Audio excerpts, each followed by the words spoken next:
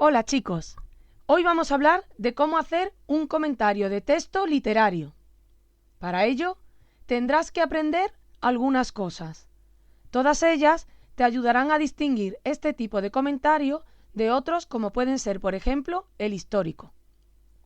En primer lugar, debes saber que lo que vas a hacer es un único texto. ¡Solo uno! No se trata, como en otros casos, de ir respondiendo a distintas preguntas o de organizar la información en distintos apartados. No. Pero ¿sabes por qué el comentario de texto es un ejercicio tan interesante? Porque ayuda a nuestro cerebro a poner en práctica muchas habilidades. En primer lugar, trabajamos la memoria, ya que deberás recuperar gran parte de la información que has aprendido.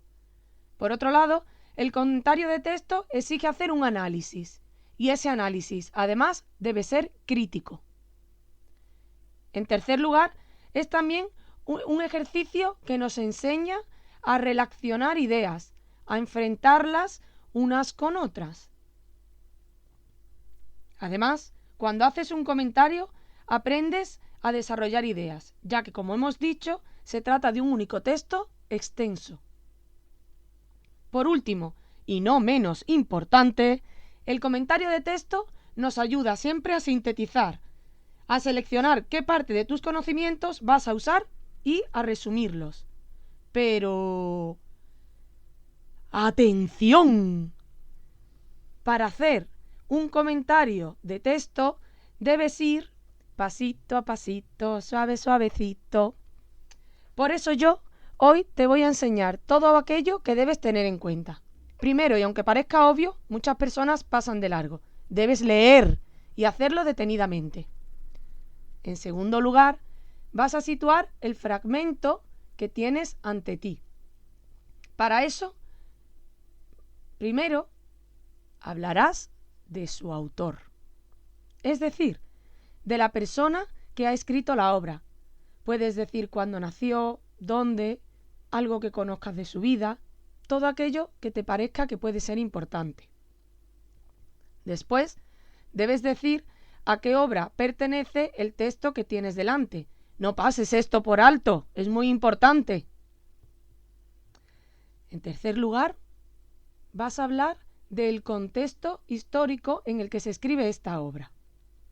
Conocer cómo era la sociedad, cómo pensaban, cómo actuaba la gente, nos ayudará a entender mucho mejor la obra. Recuérdalo bien y métetelo en tu cabeza. El contexto histórico. A continuación, no olvides mencionar el movimiento literario al que pertenece la obra, si es la Edad Media, el Romanticismo, el Realismo, y qué características de él encuentras en el fragmento que tú tienes o en la obra en general. Y por último, antes de pasar a otra cosa, cuéntanos cuál es el género, si es poesía, si es una narración o si se trata de teatro.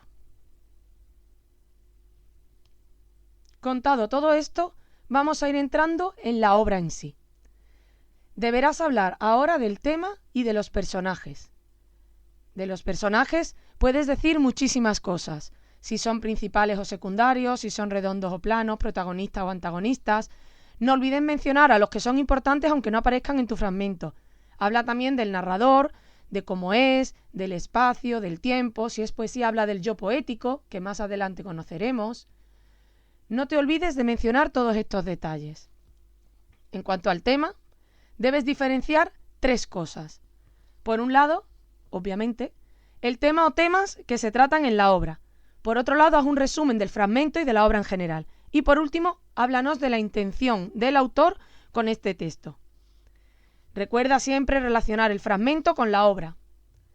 El siguiente punto que vas a tratar es el de la estructura, es decir, cómo se organiza la obra.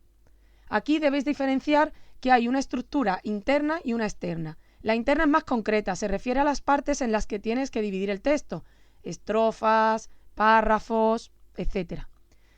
La estructura externa, en cambio, es mucho más general y tiene que ver con la obra en sí.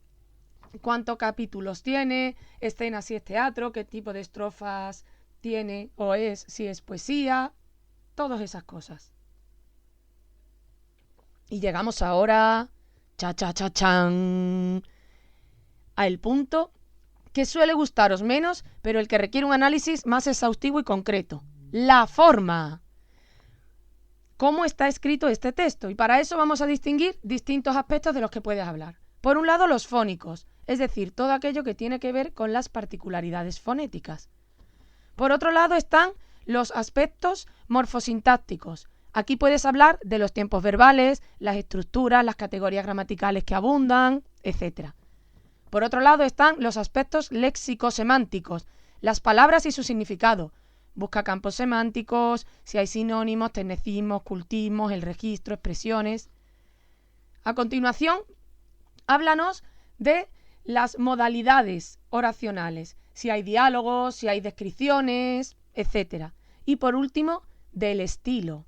Busca figuras literarias y relaciónalas poniendo ejemplos concretos que encuentras en tu fragmento.